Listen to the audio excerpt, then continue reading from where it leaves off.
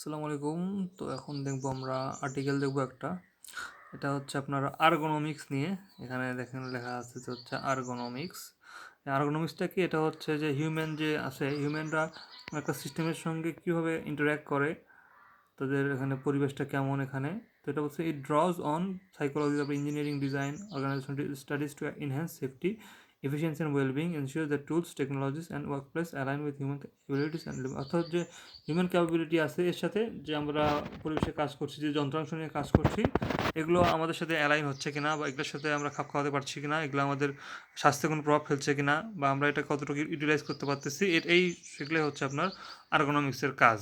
তো এটা আর কি আর্টিকেলটা আপনারা দেখতে পারেন, বেশ ভালো আর্টিকেল। তো আমি এটা পড়ছি আর কি। পড়ার পরে আমরা এখানে আমাদের কপিলটকে বলছি যে হচ্ছে কিছু গুরুত্বপূর্ণ পয়েন্ট এরকম ফাইন্ড আউট করতে। তো সে করে রাখছে আর কি। তো এখানে বলছে যে হচ্ছে যে হিউম্যান ফ্যাক্টরস ইঞ্জিনিয়ারিং, যেটা হচ্ছে আর্গোনমিক্স, যেটাকে আবার বলা হয় হিউম্যান ফ্যাক্টরস ইঞ্জিনিয়ারিং।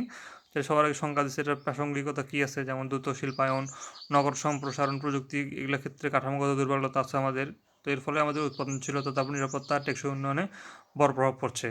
তারপর দেখেন আমাদের যে এরকম শ্রম শ্রম শ্রম নির্ভর খাতসমূহ, যে যেমন হচ্ছে আপনার পোশাক, টেক্সটাইল, নির্মাণ, জাহাজ ভাঙা, পরিবহন, কৃষি, এগুলোতে কিন্তু অনেক পুনরাবৃত্তিমূলক কাজ করা লাগে, আর নিরাপত্তাহীন পরিবেশ কাজ করতে হয়, খারাপ পরিবেশ থাকে। তো এর ফলে বিভিন্ন দুর্ঘটনা, অসুস্থতা, ক্লান্তি ও দক্ষতা হ্রাস, এসব ঘটনা ঘটে আর কি।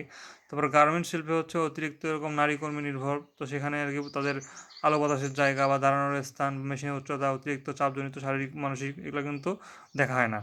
তারপর পরিবহন আর অবকাঠামোতে দেখা গেছে যে হচ্ছে যখন চালায় শুধুমাত্র সেটা চালকের ভুলই ধরা হয়, কিন্তু এদিকে খারাপ রাস্তা, তারপর বিভ্রান্তিকর সাইকেল, যে সিম্পল যে সিগন্যালগুলো আছে, তারপর হচ্ছে সাইনগুলো আছে, তারপর দুর্বল যানবাহন, এগুলোও কিন্তু বড় প্রভাব ফেলে। তারপর ডিজিটাল সেবা প্রশাসন। তো এখানে হচ্ছে আপনার যে জটিল ইন্টারফেস, কম ডিজিটাল সাক্ষরতা, এগুলোর কারণে অনেক নাগরিক এগুলো বোঝে না আর কি। তো চ্যালেঞ্জ সমূহ কী কী আছে? নীতি নির্ধারক আর শিল্পপতিদের মধ্যে সচেতনতা নাই, তারপর আইন প্রয়োগ দুর্বল, আর বিশেষায়িত শিক্ষা প্রশিক্ষণের ঘাটতি, এগুলো ঘাটতি আছে। তারপর সুফল কি? আমরা এগুলো করতে যদি করতে পারি, তাহলে কী হবে, আপনার হচ্ছে অর্থনৈতিকভাবে আমরা হচ্ছে একটা উৎপাদনশীল আর মান বৃদ্ধি হবে আমাদের। তারপর হচ্ছে সামাজিকভাবে আমরা হচ্ছে হবে কোনো পরিবেশ, শ্রমিক মর্যাদা বৃদ্ধি হবে, প্রশাসনে অন্তর্ভুক্তিমূলক আর সহজলভ্য সেবা হবে, টেকসই উন্নয়ন হবে, দক্ষ নিরাপত্তা, সামাজিকভাবে দায়িত্বশীল ব্যবস্থা হবে। তবে বাংলাদেশ হিউম্যান ফ্যাক্টরস ইঞ্জিনিয়ারিং এখনও সীমিতভাবে ব্যবহৃত হলেও এর প্রয়োগ বাড়লে উৎপাদনশীলতা, নিরাপত্তা, জনসভা, টেকসই উন্নয়নের বড় পরিবর্তন আনা সম্ভব। এই জন্য এটা আমাদের দরকার আর কি। তো এটা হচ্ছে মেইন হচ্ছে আর্গোনমিক্স। তো মাথায় রাখতে হবে আর্গোনমিক্স কি। এটা হচ্ছে আমাদের শরীর, মানসিক অবস্থা, আমাদের কর্মপরিবেশের সঙ্গে, যন্ত্রপাতির সঙ্গে, তারপর প্রযুক্তির সঙ্গে সামঞ্জস্যপূর্ণ হয় কি না। তারপর এটার লক্ষ্য হচ্ছে নিরাপত্তা, দক্ষতা, সুস্থতা। তারপর হচ্ছে আপনার এটা আর কি আমাদের প্রয়োগ করতে হবে আর কি। ধন্যবাদ।